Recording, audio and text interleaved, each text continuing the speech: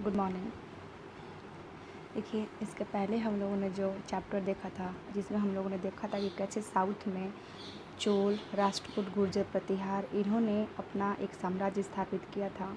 तो उन तीनों साम्राज्य में जो एक चोल वंश है, सबसे पहले हम उसके बारे में क्लियर करेंगे। चोल वंश कहाँ से आया, उसने कैसे आकर के साउथ में अपना जो राज्य था वो इस्टेब्लिश किया, उसके पहले शासक कौन थे, उसमें सबसे ज़्यादा शक्तिशाली शासक कौन था, ठीक है, इनकी एडमिनिस्ट्रेशन क्या थी, ये कैसे रूल करते थे, इनका किंगडम में इनका वर्चस्व कैसा था। ये सारी चीज़ें हम लोग इस पैराग्राफ में आगे चोल के बारे में देखने वाले हैं। ठीक है, तो चलिए स्टार्ट करते हैं। सबसे पहले देखिए, यहाँ पे हेडिंग है फ्रॉम उरैयर टू थंजावर, यानी उरैयर से लेकर के थंजावर तक, जो कि ये हमारा दक्षिण भारत का ही एक हिस्सा है जहाँ का ये नाम है। तो उसके बारे में हम लोग पढ़ेंगे। अभी इसको पढ़ने के बाद पहले इसके बाद हम लोग इसका जो फिगर है उसको क्लियर करेंगे, जिससे कि आप लोग को अच्छे से समझ में आ जाए। ठीक है, तो चलिए पहले पैराग्राफ को हम लोग क्लियर करते हैं। How did the Cholas rise to power, जो चोल्स थे वो पावर में कैसे आए। A minor chiefly family knows as the Muttaraiyar held power in the Kaveri delta, बहुत कम लोग जानते हैं, ठीक है। बहुत एक छोटे से कावेरी डेल्टा में मुट्टियार नाम से प्रसिद्ध एक छोटे से मुखिया परिवार की सत्ता थी। किस नाम से? मुट्टियार। कहाँ पे? कावेरी डेल्टा, यानी कावेरी का तराई क्षेत्र था, जो कावेरी डेल्टा था वहाँ पे मुट्टियार नाम से एक प्रसिद्ध छोटे से मुखिया परिवार की एक सत्ता थी, यानी मुखिया परिवार रहता था। They were subordinated to the Pallavas kings of the Kanchipuram Vizayalaya, who belongs to the ancient chiefly family of the Chol from the Urayar। देखिए, ये इसके बाद है captured the delta from the Muttaraiyar in the middle of the 9th century। ये कांचीपुरम के पल्लव राजाओं के महात्म हुआ करते थे। क्या हुआ करते थे? मातहत मतलब जो मुखिया होते हैं ना, या फिर जैसे किसी के दरबार में हम से मुखिया का काम करें, तो उस तरह से ये जो चोल हुआ करते थे, ये कांचीपुरम के पल्लव राजाओं के यहाँ जिसको देखिए इसको मातहत कहा जाता है, लेकिन हम लोग इसको चीफ कह सकते हैं, यानी प्रमुख हुआ करते थे। उरैयार के चोल वंशीय प्राचीन मुखिया परिवार के विजयालय ने 9वीं सदी के मध्य में मुट्टियार को हराकर डेल्टा पर कब्जा कर लिया था। अब ध्यान से सुनिए, उरैयार के चोल वंशीय प्राचीन मुखिया, यानी उरैयर में रहने वाला चोल शासक, जो कि पहले बहुत लंबे समय से मुखिया का पद धारण करते हुए आ रहा था, उसने वहाँ पे विजयालय परिवार को, किसको? यानी पहले विजयालय परिवार था, तो विजयालय परिवार को चोलों ने हरा दिया। कहाँ पे हरा दिया? उरैयर में हरा दिया, ठीक है।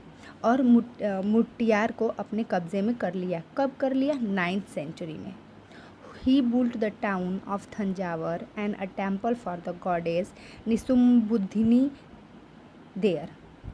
इसके बाद चोल ने जब इस उरैयर को जीत लिया, तो उसने वहाँ पर तंजावुर शहर और निसुम्भसूदनी देवी का मंदिर बनवाया। किसने बनवाया? चोल शासकों ने। तो अगर आपसे पूछा जाए कि निसुम्भ देवनी मंदिर किसने बनवाया है, तो चोल राजाओं ने। तंजावर शहर किसने बसाया? चोल राजाओं ने बसाया, ठीक है। आगे है the successor of the Vijayalaya conquered neighboring region and the kingdom grew in size and power। Vijayalaya के जो उत्तराधिकारी थे, विजयालय के उत्तराधिकारियों ने पड़ोसी इलाकों को जीता और उसका राज्य अपने क्षेत्रफल तथा शक्ति दोनों रूप में बढ़ता गया। द सक्सेसर ऑफ विजयालय, यानी विजयालय के जो आगे के उत्तराधिकारी थे, उन्होंने अपने पड़ोसी राज्य या फिर अपने अगल बगल के जो क्षेत्रफल थे उनको जीत लिया और अपने साम्राज्य का वो विस्तार करने लगे। The Pandya and the Pallava territories to the south and the north were made part of the kingdom. इसमें पांड्य, दक्षिण और उत्तर के पांड्य और पल्लव के इलाके इस राज्य का हिस्सा बना लिए गए थे। यानी जो विजयालय था उसने दक्षिण के पांड्य और पल्लवों के दक्षिण के पांड्य और उत्तर के पल्लवों के राज्य को भी इसने जीत करके, किसने, विजयालय ने जीत करके अपने हिस्से में बना लिया। ये सब साउथ के हिस्से की ही बात हो रही है, ठीक है। The Pandyas and the Pallava territory to the south and the north were made part of this kingdom.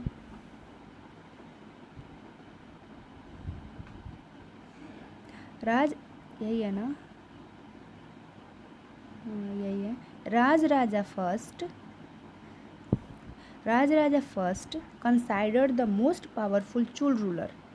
और इस तरह से अगर हम बात करें कि चोल शासकों में सबसे ज़्यादा शक्तिशाली कौन था, तो वो राजराजा फर्स्ट थे। राजराजा फर्स्ट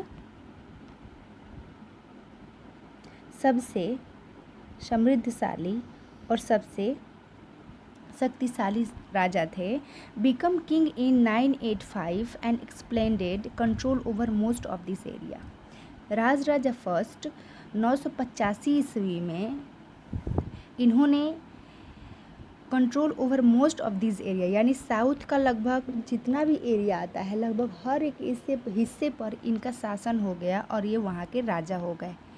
चोल शासक का सबसे पहला जो राजा हैं वो हैं राजराजा। ये सबसे ज़्यादा पावरफुल चोल रूलर है, पहले नहीं है, सबसे ज़्यादा पावरफुल रूलर हैं ये। He also recognized the administration of the empire. Rajaraja's son Rajendra I continued his policies and even raided the Ganga Valley, Sri Lanka and the countries of the Southeast Asia, developing a navy for this expedition. देखिए यहाँ पर अगर हम बात करें तो राजराजा के पुत्र राजेंद्र प्रथम ने भी अपने पिता की नीतियों को जारी रखा, ठीक है। यानी राजराजा फर्स्ट के जो पुत्र थे राजेंद्र, कौन है यहाँ पे देखिए, राजेंद्र फर्स्ट, ठीक है। तो इन्होंने अपने पिता की नीतियों को ही जारी रखा और उसने गंगा घाटी, श्रीलंका तथा दक्षिण पूर्व एशिया के देशों पर हमला भी किया। श्रीलंका हमारे साउथ में आता है ना, तो वहाँ पर गंगा घाटी पर दक्षिण और पूर्व में आने वाले, दक्षिण पूर्व एशिया में आने वाले जो भी हिस्से थे उन सभी पर इसने आक्रमण किया और developing a navy for this expansion, और इन अभियानों के लिए उसने एक जल सेना भी बनाई। यानी आक्रमण करने के लिए, क्योंकि ये सब तटीय क्षेत्र थे हमारे प्रायद्वीपीय, ये क्या है, ये सब इधर द्वीप हैं, तो इन जगहों पर यात्रा करने के लिए नेवी का होना बहुत ज़रूरी था, क्योंकि ये सब जल मार्ग हैं, यहाँ से जल से यात्राएं करके जाना पड़ता था।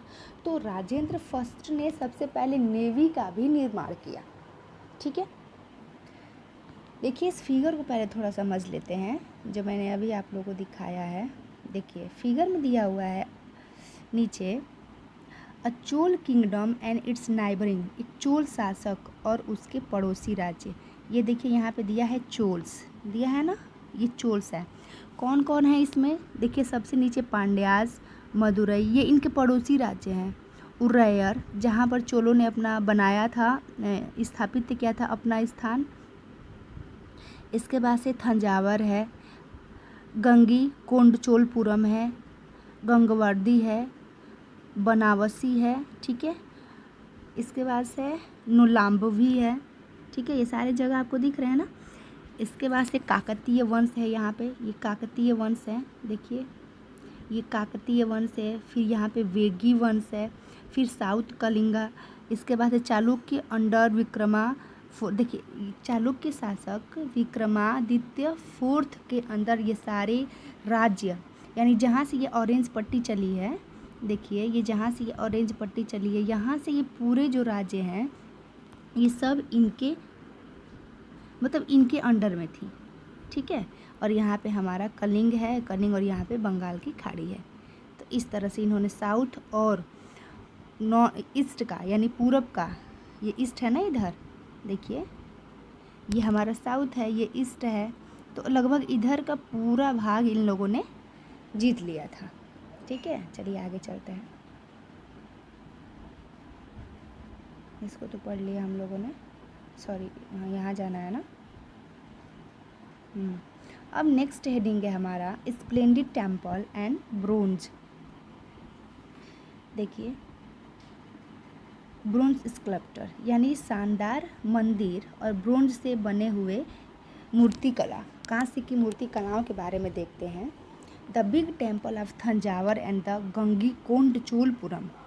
अगर हम बात करें सबसे बड़े टेम्पल थंजावर की और गंगईकोंडचोलपुरम की, built by Raja Raja and Rajendra, जो कि राज राजा यानी कि उनके पिता और बेटे दोनों ने मिलकर के बनाया है। Architectural and the sculpture Marvels. देखिए, राज राजा और राजेंद्र प्रथम द्वारा बनाए गए, यानी पहले पिताजी ने शुरू किया होगा, बेटे ने उसको ख़त्म किया। इन दोनों के द्वारा बनाए गए तंजावर और गंगईकोंडचोलपुरम के मंदिर, बड़े मंदिर स्थापत्य और मूर्तिकला की दृष्टि से एक चमत्कार है। स्थापत्य किसे बोलते हैं? जैसे बड़े बड़े जो मूर्तियाँ या फिर जो मंदिर बनती है ना, वो हम स्कल्पचर उसको नाम देते हैं, जिसको हिंदी में हम लोग क्या बोलते हैं? स्थापत्य कला। तो इसका एक बहुत ही अच्छा क्या है? नमूना है, मतलब बहुत सुंदर। जो साउथ के राजा हुआ करते थे वो मंदिर बहुत सुंदर बनवाया करते थे।